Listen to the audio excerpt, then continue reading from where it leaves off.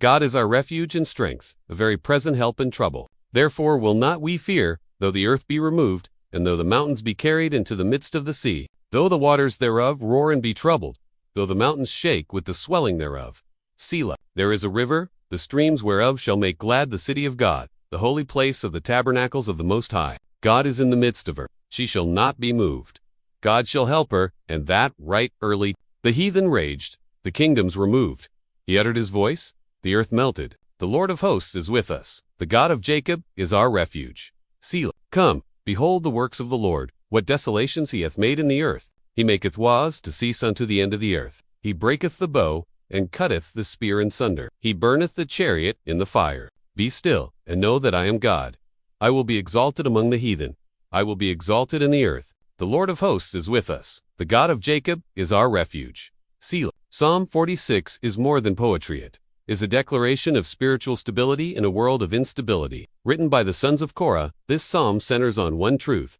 No matter what happens, God is in control. Whether natural disasters, political upheaval, or personal crises strike, God remains a safe shelter for his people. We will walk slowly through its 3 sections and allow the Spirit of God to steady our souls. God is our refuge and strength, a very present help in trouble. These opening words are not just comforting, they're militant and powerful. God is described as a stronghold, a defensive fortress that never falls. The psalm then gives shocking images.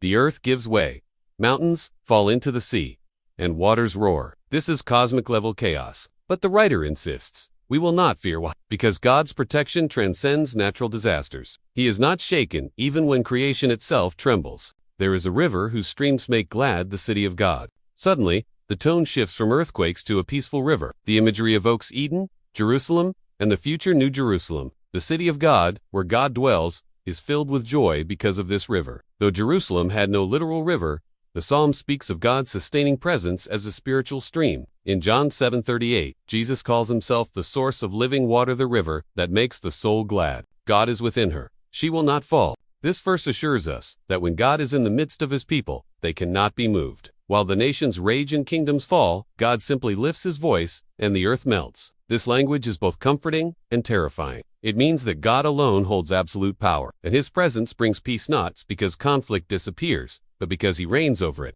The Lord of hosts is with us. The God of Jacob is our fortress.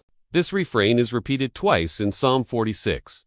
Lord of hosts means Yahweh of armies, the commander of angelic forces. This is not a gentle shepherd figure, but a warrior king defending his people. And yet, he is also the God of Jacob, personal, intimate, relational. The tension between transcendent power and covenantal love is central to this psalm. Come and see what the Lord has done. Here the psalm invites us to look at God's power through the lens of history. He makes wars cease. He breaks the bow and shatters the spear. This is more than ancient battle imagery. It's a foreshadowing of peace through Christ. Isaiah 2:4 describes a future where weapons are turned into tools of life. This part of the psalm transitions us from fear into a witnessing what only God can do. Be still and know that I am God. This is the most quoted verse, and for good reason. Be still is not about silence. Alone it means to stop striving, to let go. In the middle of a chaotic world, God invites us to know that he is God. This verse is both a rebuke to the raging nations and a comfort to the trembling believer. Knowing God doesn't remove trouble recenters us in his sovereign rule. The psalm ends with repetition. The Lord of hosts is with us. The God of Jacob is our fortress. This is the final word. God is present. Not just a theological idea, but a real refuge. Ready for you today? Psalm 46 became the inspiration behind Martin Luther's hymn, A Mighty Fortress is Our God. And today, centuries later, it remains our anchor in the storm.